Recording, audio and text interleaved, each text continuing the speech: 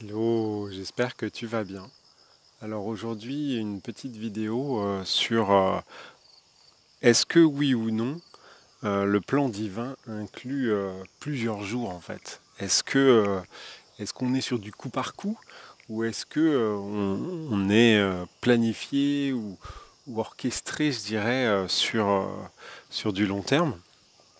La question peut paraître facile à répondre, mais dans le vécu, c'est ça qui me paraît intéressant. Est-ce que oui ou non, on est capable d'avoir des éléments qui nous permettent de le prouver? Et donc, ce que j'aimerais, c'est te raconter comment on en est arrivé à là où on est aujourd'hui. Donc, pour la petite histoire, on est dans un lieu qu'on n'avait pas prévu de venir, et ça a été quelque chose d'assez extraordinaire. Et ça l'est toujours d'ailleurs, puisqu'on y est toujours. Et que c'est le dernier jour et que ça a changé un peu tous nos plans. Donc pour la petite histoire, on devait descendre dans le sud.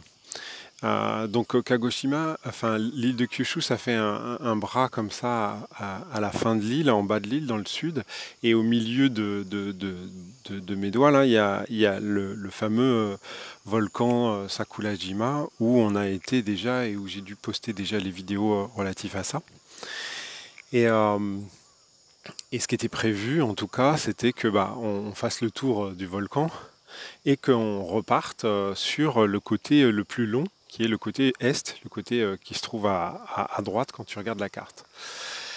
Et, euh, et en fait, on a eu une contrainte, c'était l'hébergement. Il y a très très peu d'hébergement sur le côté est. En revanche, sur la ville de Kagoshima, c'est beaucoup plus facile. Ce qui fait que autant la première nuit on est arrivé le soir, donc c'était logique qu'on dorme là. Ensuite, le deuxième jour, on a fait le tour du volcan, mais on a pris le ferry, on a fait le tour du volcan, mais bon, force de constater qu'on ne pouvait pas poursuivre sur le côté est, on était obligé de revenir sur Kagoshima, donc on a fait une deuxième nuit là-bas. Et puis il y avait un super temple, enfin un super sanctuaire qu'on voulait aller visiter, qui se trouvait sur la partie nord du volcan, enfin pas sur le volcan, sur l'île du volcan, mais sur le continent au nord. Donc on est reparti de Kagoshima et on est remonté au nord et on pensait qu'on pouvait redescendre sur la partie est. Sauf que, force de constater qu'on n'avait plus d'hébergement possible sur la partie est. Donc, on est redescendu sur Kagoshima, encore une fois. Et, euh, et ça mettait pas mal à mal nos plans parce que l'objectif, c'est de descendre le plus bas possible, normalement jusqu'au sud-sud, euh, pour, euh, pour, euh, pour faire le malin. Tu vois. Et à un moment donné, il y a une idée qui m'a traversé l'esprit, c'est ce qu'on peut faire, c'est descendre le plus au sud possible sur la partie ouest, et ensuite prendre le bateau s'il y en a un. On ne savait même pas s'il y avait un bateau.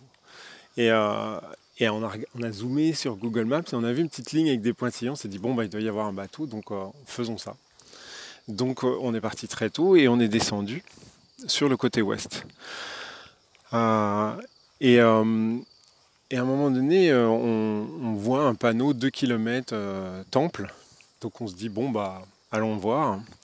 Et là, on est tombé sur le temple du dragon bleu, là, qui est un truc assez inconcevable. J'ai fait une vidéo complète dessus. Je ne sais pas si elle est sortie, parce qu'on a parfois des problèmes de Wi-Fi.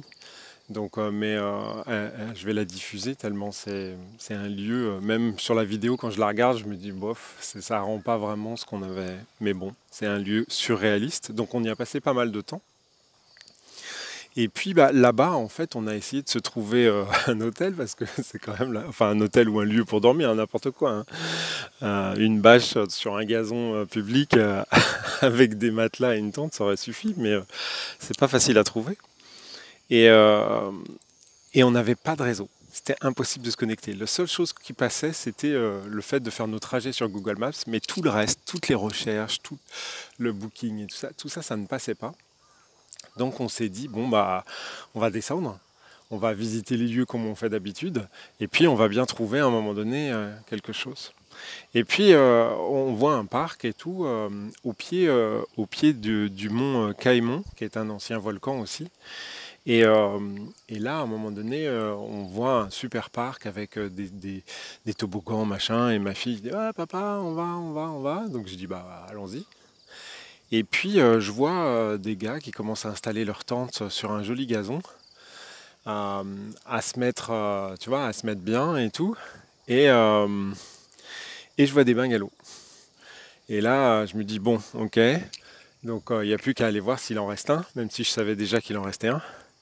Et, euh, et donc on a été, c'est moins cher qu'une chambre d'hôtel, c'est méga plus fun. Et donc on a réussi à avoir un bungalow. Donc bien évidemment, au Japon, tous les bungalows comme ça dehors, ils ont un barbecue. Donc on s'est improvisé un barbecue en mode action. Et on a passé une soirée de ouf. Donc je vais me rapprocher du bungalow pour te montrer.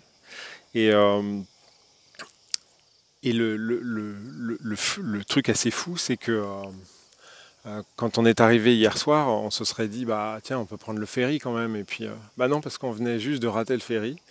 À 20 minutes près, on aurait pu avoir le ferry, mais non. Donc finalement, on était coincé ici. Mais d'un autre côté, la vue, elle est plutôt pas mal. Je ne sais pas si tu vois, mais voilà, ça c'est le mont Caïman. Caïmon, ou je sais pas très bien comment je le prononce, mais et, euh, et ça derrière c'est le bungalow. Donc tu vois, on n'est pas loin. Et le soir, après le barbecue, on s'est fait une petite balade. Donc ici, il fait nuit noire, hein. Et au-dessus, là, juste au-dessus, en fait, il y avait la Voie lactée comme ça qui passait, qui pointait pile poil au-dessus du mont Caïman. Donc un moment juste magique. Et là, bah, ce matin, on est en train de se préparer pour aller prendre le ferry et puis bah, passer de l'autre côté et poursuivre la dernière journée de voyage, puisque ce soir on prend le bateau pour rentrer sur Osaka. Donc voilà, donc en fait tout est planifié, il suffit de suivre le flot. On aurait pu forcer et passer de l'autre côté, on aurait pu faire plein d'autres choix. On a fait ceux qui nous paraissaient les plus faciles à réaliser. Et je crois que c'est ça bien le plus important. Alors ce soir, c'est le dernier jour, donc on a décidé de dormir au pied du volcan. Que du bonheur.